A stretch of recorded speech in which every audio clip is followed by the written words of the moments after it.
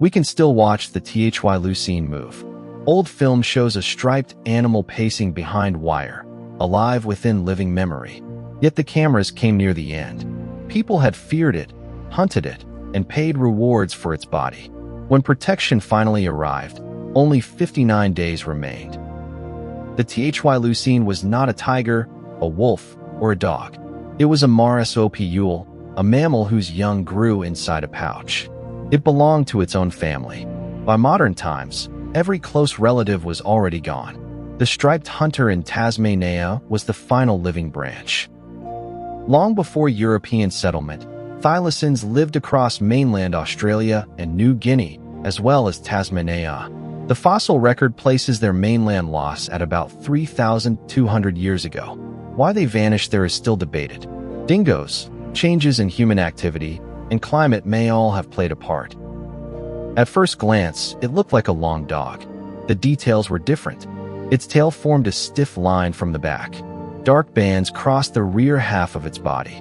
Adults could reach about 1.8 meters from nose to tail, but new research suggests the average animal was much lighter than old estimates claimed. Most reports describe a shy animal active at night or near dusk. It likely hunted alone or in pairs, using open forest, wet ground, and grassland. Wallabies, smaller mammals, and birds were part of its diet. Much more is uncertain. No scientist ever completed a modern field study while the species was alive. European farms spread across the same open country the thylacine used. Sheep arrived in Tasmania in the 1820s. Losses were blamed on the striped predator, even when wild dogs and poor care were also responsible. A rare native hunter became an easy enemy, and fear soon turned into organized killing. Private rewards began decades earlier. Then, in 1888, the Tasmanian government paid £1 for an adult and 10 shillings for a young animal. The scheme lasted until 1909. More than 2,180 bounties were paid. Each payment marked another animal removed from a shrinking population. The bounty record does not explain every detail, but direct killing was the clearest pressure. Farms changed habitat and prey. Dogs may have competed with thylacines. Disease has also been suggested, but the evidence is weak. One major study found that known human pressures could explain the extinction without adding an epidemic.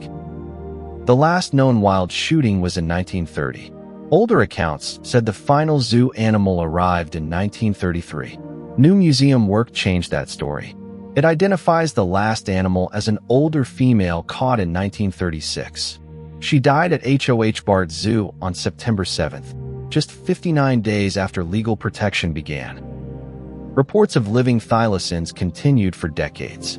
Searches crossed remote parts of Tasmania. None produced clear proof. What remains is strong physical evidence: skins, bones, preserved young, photographs, and film. Those records help correct old errors, but no confirmed evidence moves the species beyond 1936. Its official status is extinct. The thylacine survives as a symbol because its loss was recent, recorded, and avoidable. In Australia, September 7th is now National Threatened Species Day. The date asks a hard question. Which animals are being blamed, ignored, or protected too late today? Extinction is final. The chance to prevent it is not. The thylacine was not a monster, and it was not saved by good intentions that came at the end. Its last days show why action must begin while a species still has time. Next, we travel north for Steller's sea cow, a giant lost in only 27 years. Subscribe for the next story.